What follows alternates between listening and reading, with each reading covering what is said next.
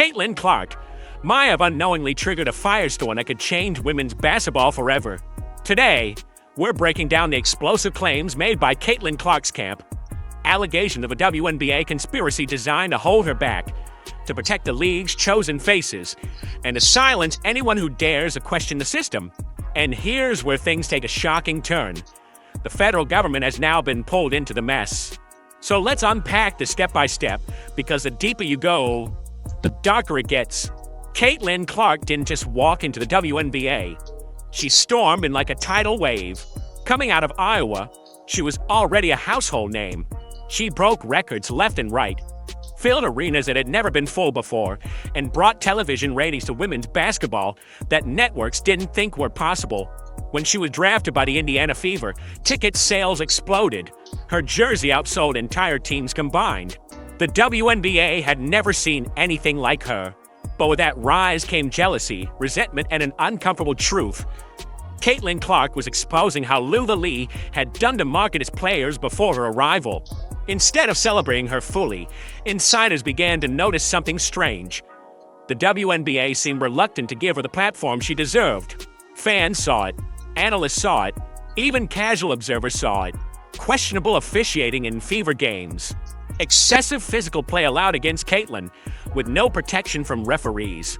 Media narratives pushing rival players as the real stars, while Clark's numbers and influence were downplayed. A refusal by certain veteran players to embrace her impact. Some even going so far as to take shots at her in press conferences. What was brushed off as rookie treatment quickly began to look like something much bigger, and Caitlin's agent decided enough was enough. Caitlin Clark's agent, who has been in the industry long enough to know how the politics of sports work, recently dropped bombshell allegations. According to her camp, the WNBA has been actively working behind the scenes to suppress Caitlin's rise. Why? Because if Clark becomes too big too fast, it undermines the league's current power structure. Think about it. Caitlin Clark is already commanding endorsement deals worth tens of millions. She has partnerships with Nike, Gatorade, State Farm, and more. She's pulling in ratings the WNBA could only dream of a few years ago. But if one player becomes a focal point of the entire league, the executives and veteran players who've been positioned as faces of the WNBA risk being pushed aside. Her agent claims that the WNBA is deliberately using referees to keep her numbers down. More fouls are being allowed against her than any other star player. Media partners are being instructed to redirect coverage away from Clark and onto approved storylines. Certain league insiders fear that Clark's dominance could expose financial mismanagement **, because the numbers show fans are here to see her, not necessarily the rest of the product. That's not just favoritism, that's sabotage. Here's where it gets even wilder. Whispers have been circulating that Clark's rapid rise has threatened endorsement structures tied directly to WNBA leadership. Sponsorship money is flowing disproportionately into Caitlin's orbit, and that means less control for the league office. According to her agent, there's a coordinated effort promote rival players as anti-Clark figures **, to create controversy, encourage physical play against her **, under the guise of toughening her up, control narratives in sports media **.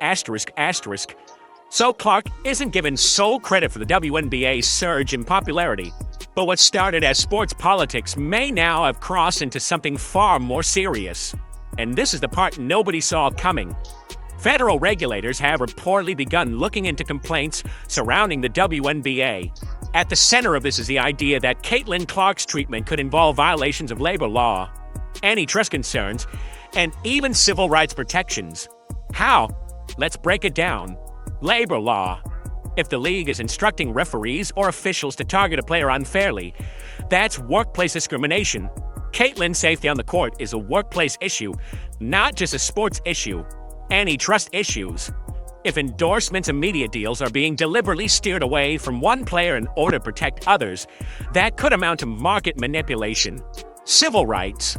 If Caitlin is being targeted for being an outsider or for the demographics of her fan base, it raises serious questions about equal treatment and protection under the law. The feds reportedly want to know, is the WNBA operating as a fair sports league, or as a cartel protecting its chosen stars at the expense of others? While league officials and certain media outlets keep pushing narratives to balance the spotlight, fans have had enough. Look at social media.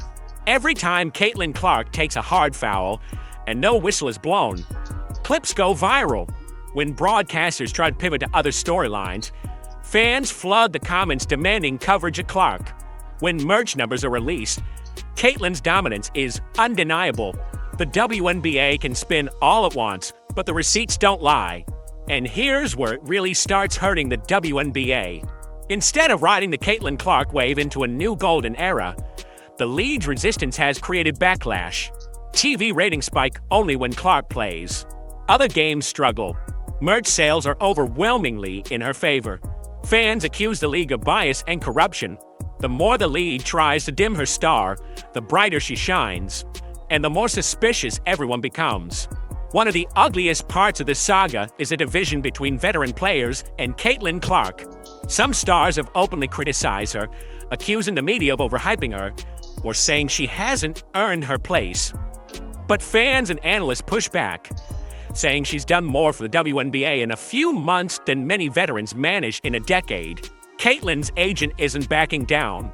Reports suggest they're gathering evidence, video breakdowns, statistical analysis of officiating, even leaked communications that could prove a systemic effort to hold Caitlin back. If that evidence goes public, it could rock the WNBA to its core. We're talking lawsuits, government hearings, and a total shakeup of league leadership. Now, let's be clear, this doesn't mean arrests are coming tomorrow. But federal involvement means the WNBA is under a microscope. The league's decisions, its officiating standards, its media contracts, all of it can now face scrutiny. For Caitlin herself, this is a double-edged sword. On one hand, she's getting more attention than ever. Her popularity is unshakable, her fan base is massive, and every controversy only makes her more iconic. But on the other hand, she's stuck in a league that may not truly want her to succeed, at least not to the level she's capable of. She's playing against opponents who are incentivized to rough her up, with referees who seem instructed to look the other way. It's not just unfair, it's dangerous. Here's the big question. If these allegations stick, what happens to the WNBA? Could federal oversight force changes in how the league operates? Could sponsors pull out if they sense corruption? Could player unions demand accountability?